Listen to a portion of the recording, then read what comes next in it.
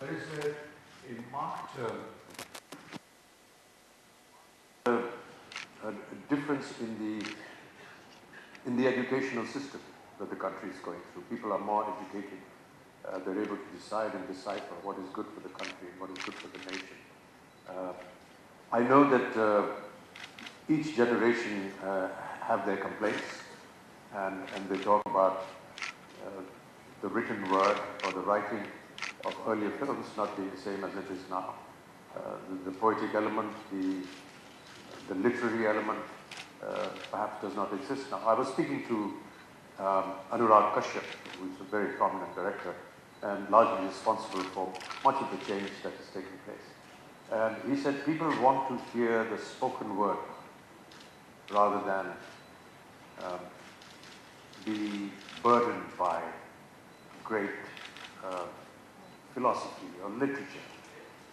They're more interested in the spoken word, like you and me would talk while we are going out in a park or something like that, or going to a club.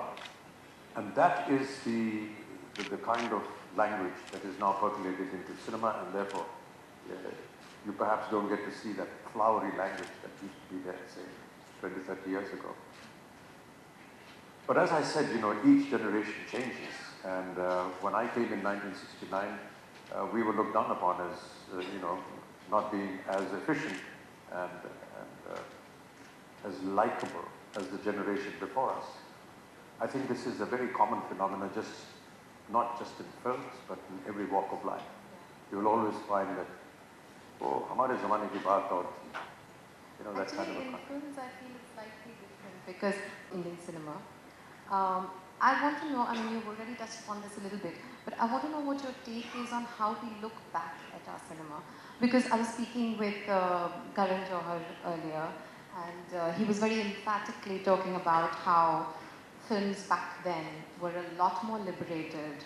I was speaking with Ranbir Kapoor, and he was, to quote him, he said they were men, we are just boys, they put their lives into the movies. So I want to understand, I mean, were movies back then really higher art, or is this perception simply what Marcus would call the charitable deceptions of nostalgia? Because normally what happens is that the people who belonged there think it was better. But in the film industry, it seems to be the younger generation who a lot of times thinks that those guys were great. Yeah. So one of the reasons could be, I'm purely guessing, is that they would lose a lot of respect, the present generation, if they didn't talk favorably about the other generation.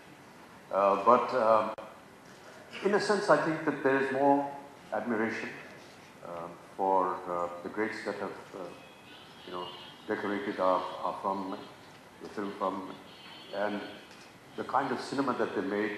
If they're saying it was more liberated, we want to know liberated from what, and what were their intentions. We've had constraints in today's cinema on what we can show and what we can't show. They were, in today's generation, I think they were more, in a sense, imposed as opposed to the earlier generation, which automatically felt that this was something that would go against society, and they were intelligent enough not to go beyond certain barriers. I guess that is the difference.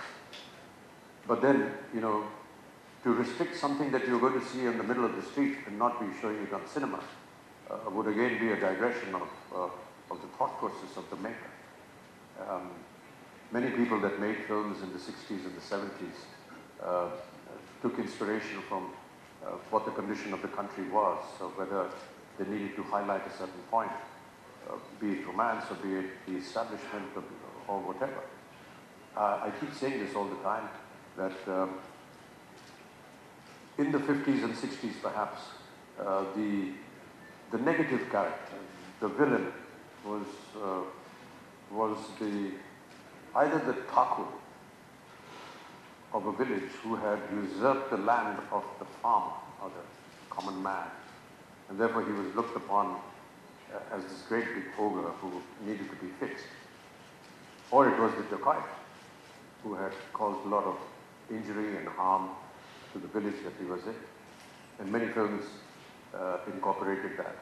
But as we move along, the Thakur has disappeared, the dacoit has disappeared, and we have other forms of villains.